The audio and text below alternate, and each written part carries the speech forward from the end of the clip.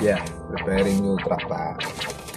Makabagong kabataan sa henerasyon, ngayon paano nyo babaguhin ang sirkulasyon? Noon na ang tingin sa atin ay konsumisyon, misyon nyo sana ay palarin, mabangon naman ang tingin nila sa atin. Wala nang gulo at malinis na ang hangarin, dumisimbolo ng pagbabagong yayakapin. Napisa ako sa susuporta ng malalim din nga pala, isa sa mga nauna daknay terorist at kabanata na ika-isa, kabilang na nakikita ang potensyal ng pagbabago.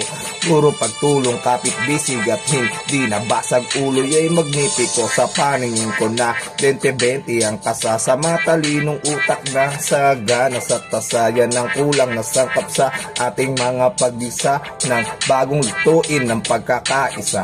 O diba, naniniwala ko ng pagdating ng panahon, isa na tayo sa magbibigay ng mga tugon sa problemang darating at lulunasan ang tensyon at matatawag na makabagong mahusay evolusyon.